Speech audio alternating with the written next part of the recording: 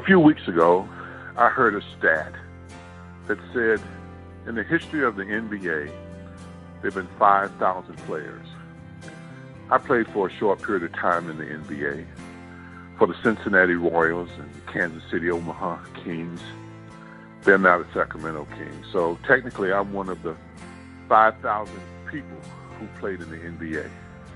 And today, I'm so saddened by the tragic loss of Kobe Bryant and his daughter, Gianna, in a helicopter crash in California.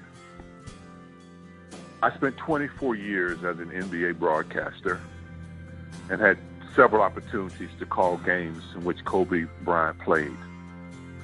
And I started my career in Charlotte, North Carolina with the Charlotte Hornets, the team that drafted Kobe Bryant out of high school. But they drafted him for the Los Angeles Lakers and traded his draft rights for a center because they needed a center. Vlade Divac came to Charlotte. Kobe never made it to Charlotte. He went straight to L.A. And the rest, they say, is history of his greatness. But while a broadcaster, had an opportunity to interact with him on a personal level, because my son was a ball boy for the New Orleans Hornets when the Lakers came to town. And he treated my son with a whole lot of respect. In fact, he signed a pair of his shoes, the shoes that he wore in the game in New Orleans, because it was my son's birthday. My son has those shoes now.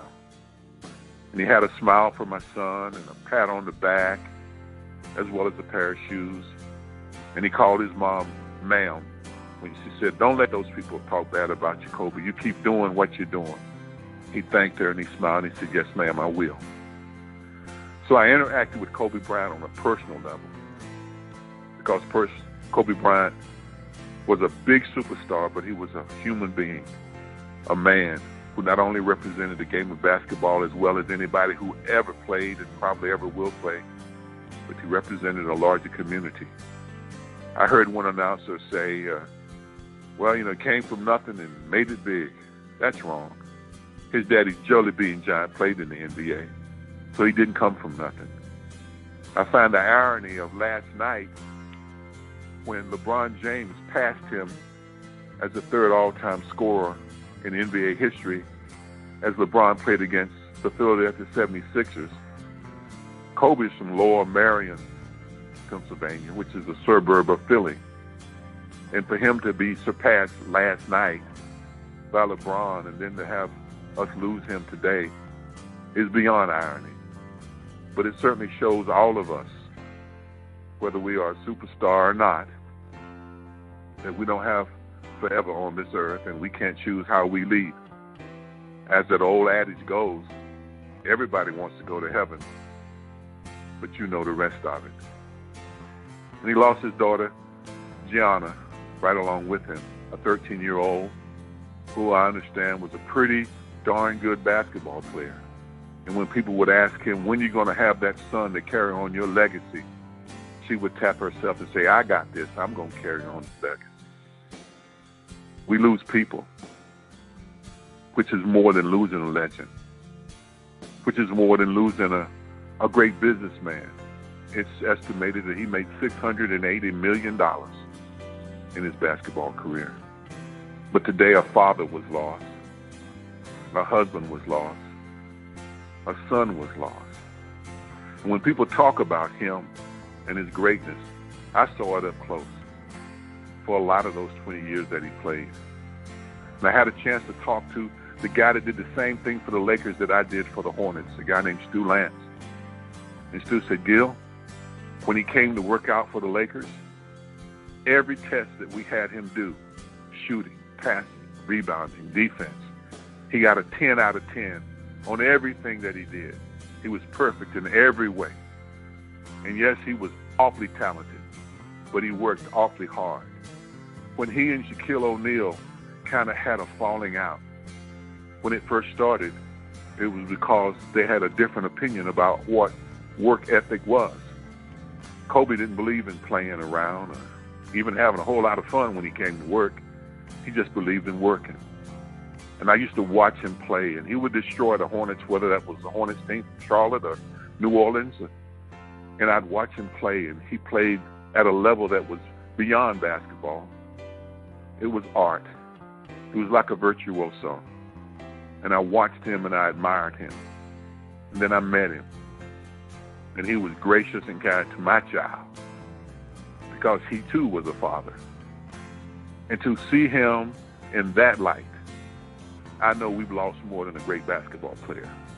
We lost more than the fourth leading scorer in NBA history. We lost more than a man who made hundreds of millions of dollars because of God-given talent and the ability to work hard. And in his earlier years, when he would greet the camera, he did it just as Michael Jordan did. He'd stick out his tongue.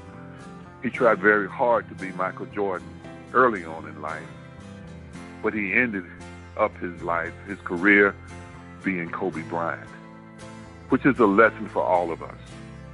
It's all right to have the role models that we choose to have, but it's better to be the best that we can be than the best copy that somebody else already is. And I admire him and respect him for all that he accomplished. I admire him and respect him for all that he did. Entertained me, made me go wow, but he also made me stop and reflect on a great man that took time to be nice to my child. In fact, to me, that was the greatest thing that he ever did.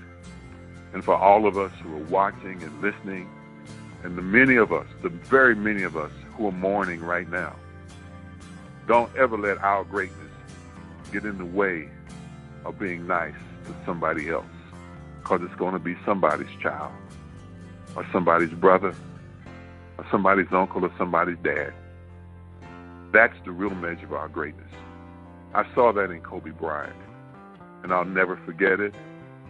And I'm mourning today. It's been a hard year for basketball. We've lost our old NBA Commissioner, David Stern, recently. Last month, we lost Carl Shear, who helped merge the ABA and the NBA, and to be the GM here in Charlotte, North Carolina, which is where I reside, of the Hornets. We lost Mr. Corrigan, who was the commissioner of the ACC, the league that I played in when I attended Wake Forest University just last week. It's been a hard year for basketball, a sport that transcends not only the sport itself, but the community. You see Tom Brady and Peyton Manning and Aaron Rodgers, they don't have to knock each other off the top seat to see who's the greatest. But we're seeing if LeBron's going to catch and pass Kobe, which he did. We're seeing if LeBron going to catch and pass Karl Malone or Kareem Abdul-Jabbar, because in some communities, Bill Russell's got to outplay Wilt Chamberlain, or George Foreman's got to beat Muhammad Ali. That's the community that Kobe was in.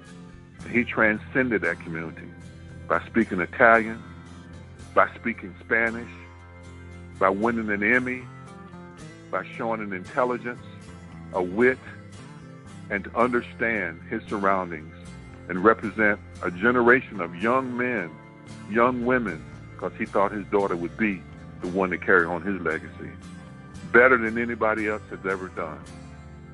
So I admonish all of you, I admonish all of us to be the best we can be and remember the greatness of one Kobe Bryant.